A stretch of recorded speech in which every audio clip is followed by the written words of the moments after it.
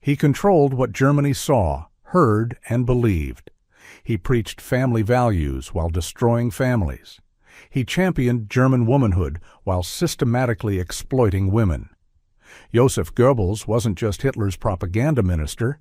He was a sexual predator who used his absolute power over the film industry to coerce vulnerable actresses into his bed. This is the disturbing story of the poisoned dwarf and the randy goat of Babelsberg, the man who kept a list of 36 conquests, who ruined careers of women who refused him, and who continued his predation even as the Third Reich burned around him. This is the dark side of power that history often overlooks. In the hierarchy of Nazi Germany, few figures were as close to Adolf Hitler as Joseph Goebbels, the Reich Minister of Propaganda.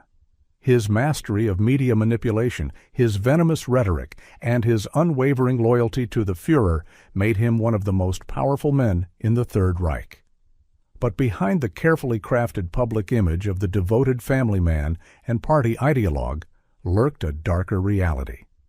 Goebbels was a serial predator who systematically abused his position of power to coerce, manipulate, and exploit vulnerable women, particularly young actresses who depended on his favor for their careers and sometimes their very survival. Today, we're going to examine the disturbing pattern of sexual predation that characterized Goebbels' personal life, the hypocrisy that defined Nazi leadership more broadly, and the human cost of unchecked power in a totalitarian state. This is a story about abuse of authority, the weaponization of career opportunities, and the women whose lives were damaged or destroyed by one man's insatiable ego and sexual appetite. Before we delve into Goebbels' specific crimes, we need to understand the broader context of Nazi hypocrisy regarding marriage, family, and women's roles. The Nazi Party positioned itself as the defender of traditional German values. The ideal German woman was a devoted mother, producing large families for the fatherland, supporting her husband, and maintaining the home front. The regime backed up this rhetoric with concrete policies. The Nazi government introduced the Cross of Honor of the German Mother, a medal awarded to women who bore multiple children. Bronze for 4 or 5 children, silver for 6 or 7, and gold for 8 or more. Marriage was heavily promoted, and the state provided marriage loans to encourage young couples to start families early. Divorce, on the other hand, was officially discouraged as a threat to the stability of the German family unit.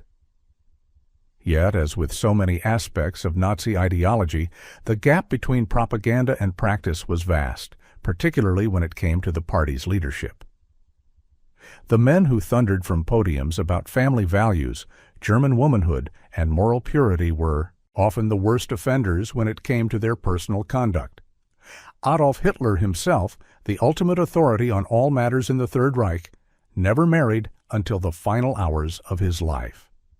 For years, he conducted a secret relationship with Eva Braun, a relationship that contradicted the very family values his propaganda machine promoted. Heinrich Himmler, the Reichsführer SS and architect of the Holocaust, was perhaps even more hypocritical. Despite his public pronouncements on the sanctity of marriage and the importance of legitimate German families, Himmler separated from his wife and took up with his secretary, Hedwig Potthast, with whom he had 2 illegitimate children. Martin Bormann, Hitler's private secretary and one of the most powerful figures in the Nazi hierarchy, managed to father 10 children with his wife while simultaneously carrying on affairs with various actresses. Even in this rogues gallery of marital infidelity, however, Joseph Goebbels stood out. His pattern of behavior went far beyond simple adultery. It crossed into systematic predation, coercion, and abuse of power on a scale that shocked even his fellow Nazi leaders who were hardly paragons of virtue themselves. To understand why Goebbels behaved as he did, we need to examine the man himself. Joseph Goebbels was born on October 29, 1897, in Reit, a small town in the Rhineland. From birth, he carried burdens that would shape his personality and fuel his later behavior. He was small in stature, standing only 1.65 meters or 5 feet 5 inches tall, well below the average height for German men of his generation. More significantly, he suffered from a congenital deformity. His right foot turned inward, and his right leg was several inches shorter than his left. This required him to wear a metal brace and caused a pronounced limp that drew attention wherever he went. In a movement that glorified physical perfection and the ideal of the Aryan Superman, tall, blond, athletic, and physically imposing, Goebbels was a living contradiction. He was dark-haired, short, thin, and disabled. His appearance was often described as rat-like, with sharp features and a thin frame. During World War I, when most of his generation was called to serve in the trenches, Goebbels' disability kept him home, denying him even the badge of honor that military service represented in German society. These physical limitations created profound psychological scars. Psychiatrists and historians who have studied Goebbels have identified classic signs of what's known as a Napoleon complex or short man syndrome, though these terms oversimplify the deeper psychological dynamics at play. Goebbels developed an acute sense of inferiority, particularly regarding his physical appearance and masculinity. This manifested in several ways: an obsessive need to prove his intellectual superiority, a cutting and cruel wit he used to demean others, and, most relevant to our discussion, an exaggerated and toxic form of masculinity expressed through sexual conquest. What Goebbels lacked in physical presence, he compensated for with his mind. He was genuinely brilliant, educated, well-read, and possessed of a doctorate in literature from Heidelberg University, which is why he insisted on being called Dr. Goebbels. He was a talented writer and an even more talented speaker. His oratorical skills were second only to Hitler's, and his ability to manipulate crowds, control narratives, and deploy propaganda was unmatched in the Nazi hierarchy. But brilliance and eloquence weren't enough for Goebbels. He needed to prove his virility, his masculinity, his worth as a man in the most primal way he could conceive, through sexual dominance and conquest. In his twisted psychology, each affair, each seduction, each young woman he could coerce into his bed was proof that he was not the stunted, limping figure he saw in the mirror, but rather a powerful, desirable, masculine force. He would brag about his conquests to other Nazi leaders, keeping mental tallies, treating women as notches on a bedpost rather than as human beings. His colleague and rival Hermann Goering, who had little love for Goebbels, captured the essence of the man when he said that Goebbels could not rest until he has slept with every woman in the party. Other Nazis called him the Poison Dwarf, a nickname that captured both his physical stature and his venomous personality. He was thin-skinned, vindictive, and held grudges with a ferocity that made him dangerous even to those within the Nazi inner circle. Goebbels' marriage itself was a calculated move designed to enhance his social standing and political position. In 1931, he married Magda Ritschl, a divorced single mother with considerable social connections and upper-class bearing. Magda was everything Goebbels was not: tall, blonde, elegant, and from a good family. She had first encountered Goebbels at a Nazi rally and had been captivated by his oratorical skills and charisma. For someone as insecure as Goebbels, landing Magda was a triumph. She was, quite literally, a trophy wife. But Magda brought more than just beauty and social status to the marriage. She had a close personal relationship with Adolf Hitler himself, who found in her a kind of surrogate family. Hitler, who avoided close emotional connections with most people, felt comfortable with Magda. He would visit the Goebbels household regularly, play with the children, and confide in Magda about matters both political and personal. This connection made Magda invaluable to her husband's career. She became known unofficially as the First Lady of the Third Reich, since Hitler himself never married until the final day of his life. The couple would go on to have 6 children together: Helga, Hildegard, Helmut, Holdine, Hedwig, and Heidrun, all given names beginning with H in honor of Hitler. On the surface, they appeared to be the model Nazi family, the living embodiment of Yankee. the propaganda that Goebbels himself created. Photographs of the Goebbels family were distributed throughout Germany, showing the propaganda minister surrounded by his beautiful wife and their lovely Aryan children. But behind closed doors, the reality was far different. Goebbels was serially, compulsively unfaithful from the very beginning of the marriage. Magda was well aware of her husband's infidelities, but she found herself trapped. Divorce would have been a public scandal and would have undermined the very family values that the Nazi Party promoted. More pragmatically, divorcing Goebbels would have meant losing her status, her lifestyle, and possibly even her children. So she endured, suffered in silence, and occasionally struck back with affairs of her own. The marriage became a hollow shell, a performance staged for the public, while both parties pursued their own interests. Magda threw herself into her role as mother and Nazi Party hostess, while Goebbels pursued his sexual appetites with increasing boldness and decreasing discretion. Joseph Goebbels' position as Reich Minister of Propaganda gave him absolute control over all forms of media and entertainment in Nazi Germany. This included newspapers, radio, publishing, and, most significantly for our story, the film industry. Goebbels understood the power of cinema better than perhaps any other Nazi leader. He saw film not just as entertainment, but as a tool for shaping public opinion, reinforcing Nazi ideology, and controlling the national mood. Under his authority, the entire German film industry was reorganized. All Jewish filmmakers, actors, and technicians were purged. The major film studios, including the famous UFA studios in Babelsberg, just outside Berlin, came under direct or indirect state control. Every film script had to be approved by Goebbels' ministry. Every casting decision could be influenced by his office. Every premiere required his blessing. For actresses working in Germany, there was no path to success that did not run through Joseph Goebbels. He could elevate an unknown actress to stardom with a single phone call, placing her in a major production, ensuring favorable reviews in the controlled press, and building her into a household name. Conversely, he could destroy a career just as easily. A word from Goebbels could see an actress blacklisted, her films pulled from theaters, her face disappearing from magazines and billboards. This created a predatory dynamic that Goebbels exploited ruthlessly. Young women who dreamed of acting careers found themselves in an impossible situation. To refuse Goebbels' advances could mean professional ruin. To submit meant enduring his attentions, knowing that they were being coerced, used, and that the relationship was based entirely on the imbalance of power between them. Goebbels had a type.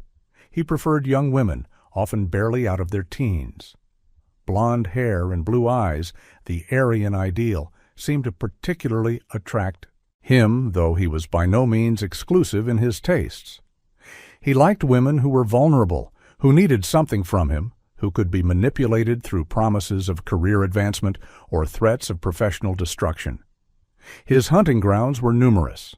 Within his own ministry, he pursued secretaries and administrative staff, young women who worked under his direct authority and who had little recourse if they wished to resist.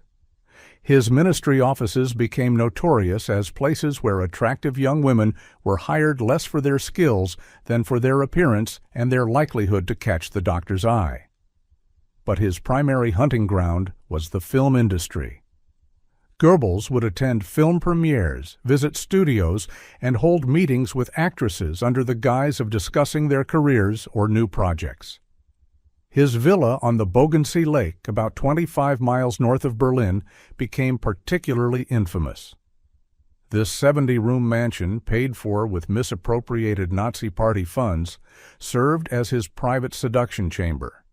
He would invite actresses there under professional pretenses, only for them to discover they were expected to provide sexual favors in exchange for career opportunities. The villa was staffed with servants who were discreet and loyal to Goebbels. The grounds were private and secure. What happened there was hidden from public view. It was the perfect location for a predator to operate without oversight or accountability. Goebbels' approach to seduction, though that word implies a consent that often wasn't present, followed certain patterns that reveal the calculated nature of his predation. Former staff members and some of the women who survived their encounters with him have described his methods, painting a picture of systematic manipulation and coercion. First, there was the selection process. Goebbels would identify potential targets, often young women who were new to Berlin, new to the film industry, or otherwise vulnerable. These were women who lacked powerful protectors, who came from modest backgrounds, and who desperately needed the opportunities that success in film could provide. Second came the professional approach. Goebbels would arrange a meeting, often at his ministry or sometimes at a restaurant or a cultural event. He would discuss the woman's career, compliment her talent or beauty, and hint at opportunities he could provide. This phase was designed to establish his authority and create obligation. He was doing her a favor by even meeting with her. She should be grateful for his attention. Third, the proposition, though it was rarely stated directly. Instead, Goebbels would invite the woman to dinner, or to his villa for a private meeting, or to accompany him to some event. The implication was clear, but it was never stated explicitly enough to be refused explicitly. This ambiguity was deliberate. It put the burden on the woman to either understand and comply with what was expected, or to risk offending the most powerful man in the German entertainment industry. If a woman complied, she might find her career advancing, at least temporarily. She might land a role in a significant film, receive favorable coverage in the press, or be invited to high-profile events. But she would also find herself trapped in a relationship she couldn't easily escape. According to his secretary, if a woman tried to end an affair with Goebbels, he would pursue her relentlessly, and if she remained firm in her rejection, he would threaten suicide, a manipulative tactic designed to create guilt and obligation. Many of the women Goebbels pursued were virgins when they met him, young women barely out of their teens. The psychological damage he inflicted on these women, using them, discarding them, sometimes ruining their careers anyway once he tired of them, is incalculable. If a woman refused Goebbels' advances, the consequences could be devastating. Films would be pulled from production or from theaters. Scripts would be rejected. Contracts would be canceled. The actress would find herself blacklisted, unable to work in her chosen profession, her reputation damaged by whispers and rumors spread by Goebbels' apparatus. This was not seduction. This was coercion. This was abuse of power. This was sexual exploitation of the most cynical kind, perpetrated by a man who understood exactly what he was doing and who felt protected by his position and his relationship with Hitler. Of all Goebbels' affairs, none was more public, more serious, or more nearly disastrous for his career than his relationship with the Czech actress Lida Barova. This affair, which began in 1936 and continued into 1938, almost cost Goebbels everything and provides a window into both his obsessive personality and the consequences when his predation became too visible. Lida Barova was born in Prague in 1914, making her 13 years younger than Goebbels when they met. She was strikingly beautiful, with dark hair, expressive eyes, and genuine acting talent. She had come to Berlin in the mid-1930s and quickly found success in German cinema, starring in several successful films. Goebbels first encountered her at a film industry event in 1936 and was immediately captivated. Unlike many of his other targets, Barova was already an established star with her own career momentum. She was also in a relationship. She lived with the actor Gustav Fröhlich, who was himself a significant figure in German cinema. The affair that developed between Goebbels and Barova appears to have had a different character than his usual predatory relationships. By multiple accounts, including Barova's later memoirs, this was a genuine infatuation on both sides, or at least something approaching it. Goebbels pursued her with unusual intensity and romantic gestures. They would meet secretly at his Bogensee villa, take drives in the countryside, and carry on an affair that, for a time, both parties seemed to welcome. But such an arrangement could not remain secret for long. Barova's partner, Gustav Froelich, discovered the affair and confronted Barova publicly, famously slapping her across the face at a social event. The incident caused a sensation in Berlin society and in the film world. Suddenly, Goebbels's infidelity was not just whispered gossip, but a public scandal. Making matters worse, Goebbels became increasingly reckless in his conduct. He would visit Barova's apartment openly. He talked about divorcing Magda and marrying Barova instead. He began to envision a future with the Czech actress, something that reveals both his genuine feelings for her and his capacity for self-delusion about the political consequences of such an action. Magda Goebbels, pushed past her breaking point, took a step that few in the Third Reich would dare. She went directly to Adolf Hitler and complained about her husband's behavior.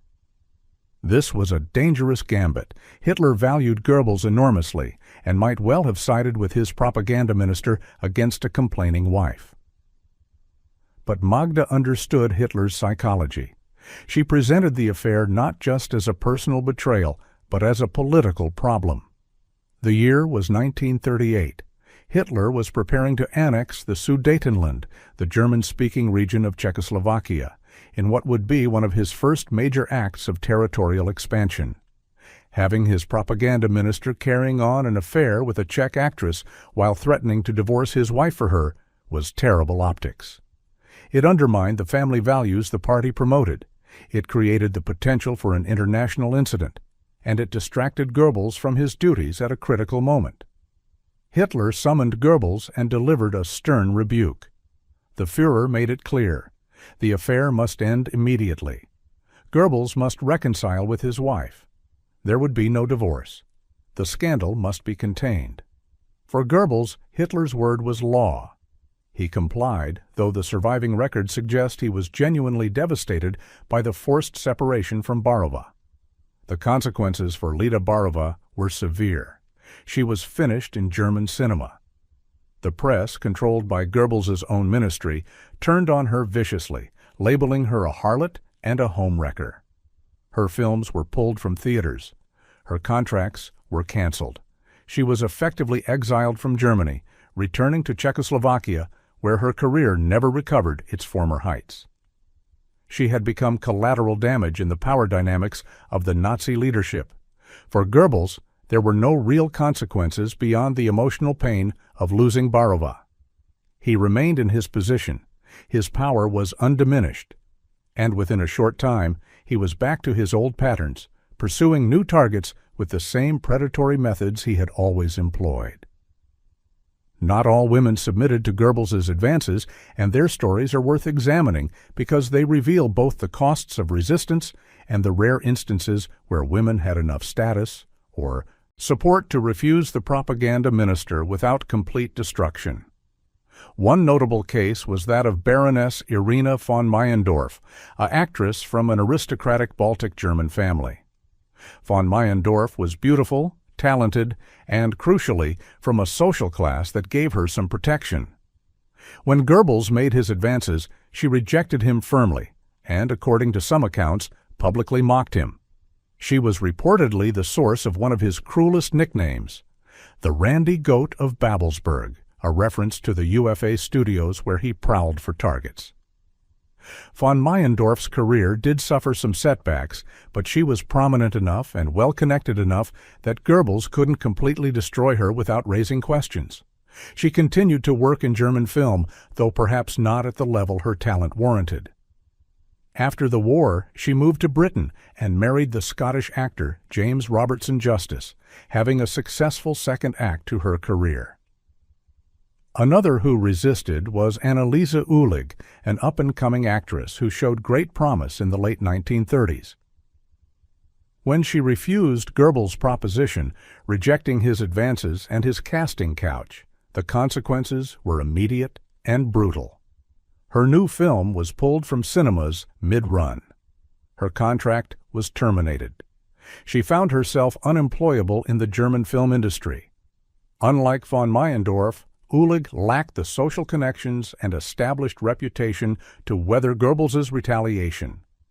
Her career was effectively over, destroyed, because she refused to submit to sexual coercion. Even established stars were not immune if they resisted at the wrong moment. Charlotte Thiele was a respected actress with a solid career when, in 1944, she made the mistake of rejecting an expensive gift from Goebbels and making clear she would not be responding to his advances. By this point in the war, Goebbels was increasingly erratic and vindictive. Thiele found herself blacklisted.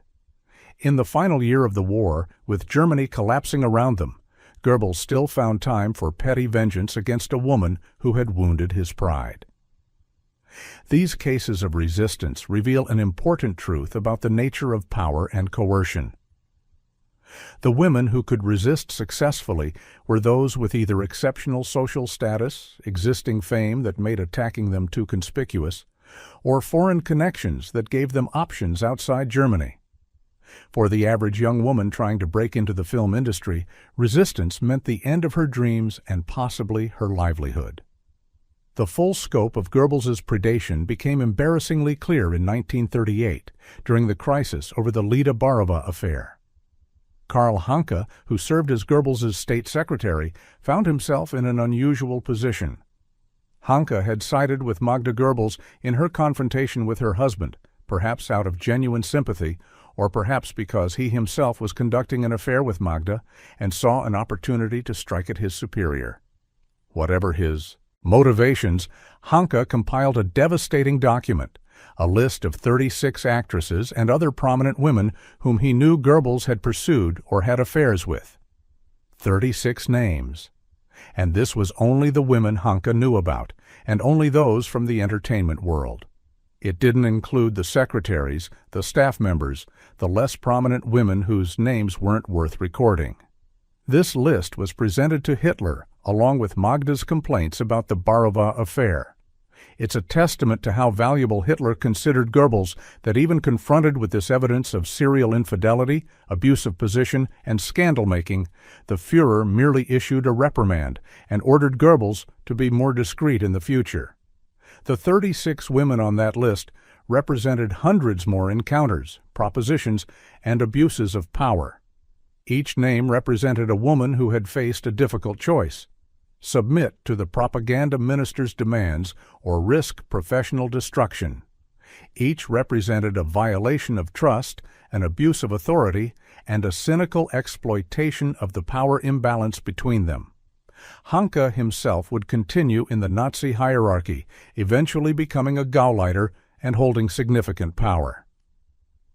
After the war, he was captured by Czech partisans and executed. Magda, meanwhile, reconciled with her husband, resuming her role as the dutiful wife for public consumption while privately maintaining separate lives. What drove Goebbels to behave this way? The question is worth exploring not to excuse his behavior, but to understand the dynamics of power and predation that his case exemplifies. At the most basic level, Goebbels' predatory behavior can be understood as compensatory. Every psychological assessment of the man notes his profound insecurities about his physical appearance and disability. In a regime that worshipped physical perfection, that promoted the ideal of the tall, blonde, athletic, Aryan Superman, Goebbels was a living contradiction. He was short, dark, disabled, and physically unprepossessing. These insecurities created what psychologists call an inferiority complex, though that term doesn't fully capture the depth and virulence of Goebbels' psychological issues. He compensated for his physical shortcomings by demonstrating dominance in other ways. His intellectual brilliance, his oratorical skills, and his political acumen were all, in part, compensatory mechanisms. But so too was his sexual predation. Each affair, each conquest, each young woman he could coerce into his bed was, in his twisted psychology, proof that he was not inadequate. It was proof that he was powerful, desirable, masculine. He would brag about his conquests to other Nazi leaders, keeping mental score, because in his mind, sexual conquest equaled masculine worth. The more women he bedded, the more he proved, to himself and to others, that he was not the stunted, limping figure that his disability suggested. But there was more to it than simple compensation. Goebbels's predation also reflected the toxic culture of the Nazi leadership more broadly. The Nazi elite existed in a world largely without accountability. They had absolute power over millions of people. They could commit mass murder without consequence. They could steal, exploit, and destroy with impunity. In such an environment, the exploitation of individual women for sexual gratification was barely worth noting. Moreover, the Nazi ideology itself contributed to this predatory culture. Despite the propaganda about honoring German womanhood, the practical effect of Nazi ideology was to reduce women to their biological functions. Women were valued primarily as mothers, as producers of children for the state. This ideological reduction of women to their reproductive role made it easier for Nazi leaders to view them as objects rather than as full human beings with their own agency and dignity. Goebbels's predation also reveals the mechanics of coercive power in hierarchical systems. He didn't need to use physical force or even explicit threats. The mere fact of his position created coercion. A young actress who needed his approval to work, who depended on his favor for her career, could not refuse him without consequences. This is the essence of what we now call sexual harassment or sexual coercion in workplace environments. The power imbalance itself creates the coercion, even without explicit threats. Goebbels continued his predatory behavior throughout the war years, though with somewhat more discretion after the Barova scandal. The war itself gave him new opportunities and new excuses for his behavior.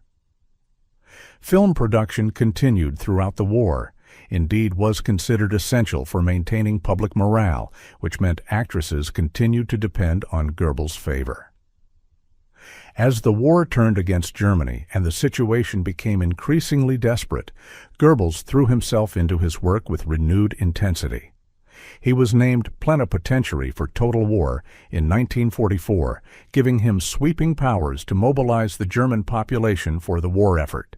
His propaganda became more shrill, more desperate, promising wonder weapons and final victories that would never come. But even as the Reich crumbled around him, even as Soviet armies closed in on Berlin, Goebbels remained loyal to Hitler to the end. Unlike most of the other Nazi leaders who fled Berlin or attempted to negotiate their survival, Goebbels stayed in the Führer bunker with Hitler during the final days. On April 30, 1945, Adolf Hitler committed suicide. In his will, Hitler named Goebbels as his successor as Reich Chancellor. Goebbels thus achieved the pinnacle of power in Germany, if only for a single day. But he had no intention of trying to survive or govern.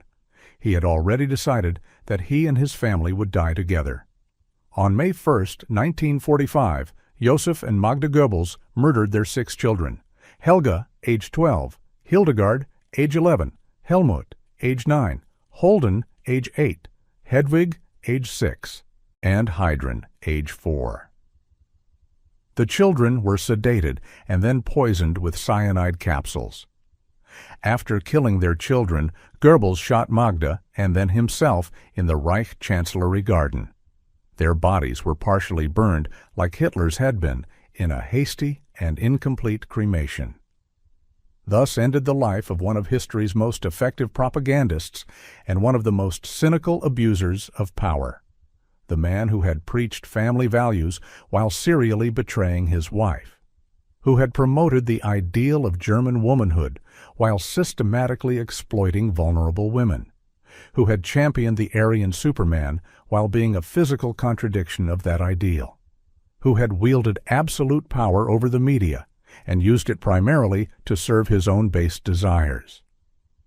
The story of Joseph Goebbels's predatory behavior is more than just historical gossip or scandal. It's a case study in how unchecked power enables and perpetuates abuse. It's an examination of how ideological systems that claim to honor certain values can, in practice, enable the worst violations of those values by the powerful. In the decades since the fall of the Third Reich, we've learned more about the patterns of sexual predation, about how power creates opportunity for abuse, about how institutional systems can protect predators rather than their victims. Goebbels' behavior foreshadows countless modern scandals in which powerful men in entertainment, politics, and business have exploited their positions to coerce sexual favors from vulnerable women. The casting couch culture that Goebbels exemplified and systematized didn't end with Nazi Germany. It persisted in Hollywood, in international film industries, in theater, and in countless other fields where powerful gatekeepers control access to opportunity. The dynamics remain the same. A powerful person, usually a man, controls access to career opportunities. Vulnerable people, usually women, who desperately want those opportunities. And a system that protects the powerful and silences the victims. What's perhaps most chilling about the Goebbels case is how systematic and open his predation was. His colleagues knew, his staff knew, his wife knew, Hitler knew. And yet it continued, year after year, with only occasional mild rebukes when it threatened to become too public or politically inconvenient. The women who suffered under Goebbels' predation had no recourse. There was no human resources department to complain to, no legal system that would protect them, no free press that could expose the abuse. They were alone, facing one of the most powerful men in Nazi Germany, in a system that valued their careers and lives not at all compared to the convenience of the powerful. Many of these women's names we don't even know. They've been lost to history, their stories untold, their suffering unacknowledged.